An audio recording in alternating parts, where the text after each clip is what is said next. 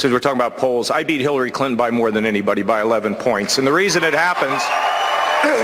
In one poll. You know, the reason is because, as the Democrats tell me all the time, I can get the crossover votes. You see, because throughout this campaign, I've talked about issues. I have never tried to go and get into these kind of scrums that we're seeing here on the stage, and people say everywhere I go, you seem to be the adult on the stage. Even got to New Hampshire. Then when I finished second in New Hampshire, you wrote me off in the South. Then you wrote me off in Super Tuesday. I split delegates in Vermont with Donald Trump. I finished second in Massachusetts, and we won delegates in Virginia. But guess what? It's now March Madness, and we're heading up north to my turf, okay? And let me just tell you this, I will win Ohio. I have successfully, both at the federal level and the state level, brought economic growth, wage growth, and economic security to this country. And I want to go back and do it again. And I'm going to keep talking about my message of bringing people together and motivating people in the neighborhoods to realize they don't need somebody from Washington galloping in. There are many things they can do where they live, because the strength of our country is in our neighborhoods and our families. And I'm going to keep doing this. Gentlemen, we want to focus now on the economy. I'm the only person on this stage who actually was the chief architect of balancing the federal budget. It's not a theory for me. Not only did I serve for 18 years on the Defense Committee, more than anybody on this stage, but secondly, I was called into the Pentagon after 9/11 to help Secretary Rumsfeld with some of his difficulties. I will say, look, let me tell you what happened with Libya, and I pointed out in the last debate. Hillary Clinton worked aggressively to depose Muammar Gaddafi. We had no business doing it. He was working with us. He was cooperating with us. He denuclearized.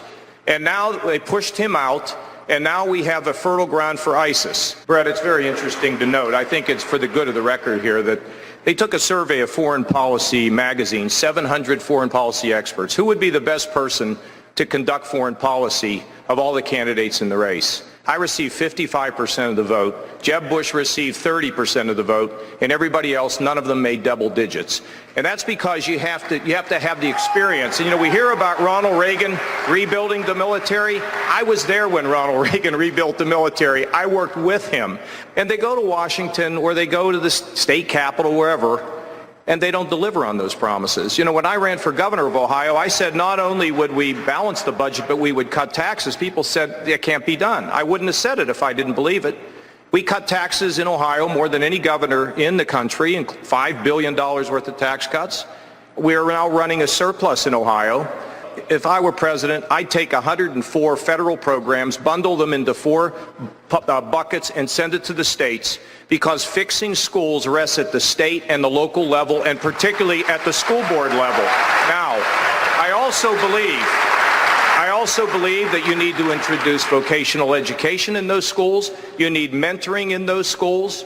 And you need to have a situation where people can have an alternative form to get a degree. And you need school choice, both vouchers and charter schools. All of those things can come together to help. Do you think that Donald Trump is naive about the threat that Vladimir Putin represents? I'm not biting. Let me just take you around the world, okay?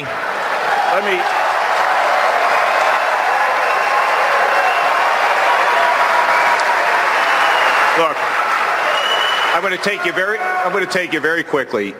In Russia, we need to tell them we're going to arm the Ukrainians with defensive lethal weapons. And we're going to tell Putin, if you attack anybody in Eastern Europe in NATO, you attack Finland and Sweden, which is not in NATO, consider it an attack on us. And he will understand that. Secondly, I would tell the Chinese, you don't own the South China Sea. Stop hacking us.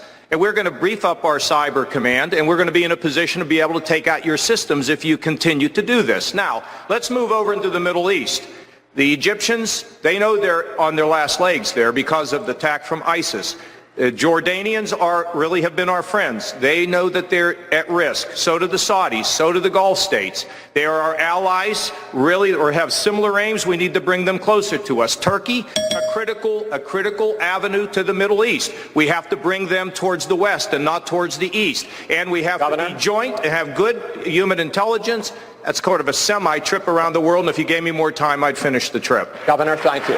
Thank you. Coming up, a final. Governor Kasich, yes or no? Would you support Donald Trump as the Republican nominee? Yeah, I kind of think that before it's all said and done, I'll be the nominee. But let me also say...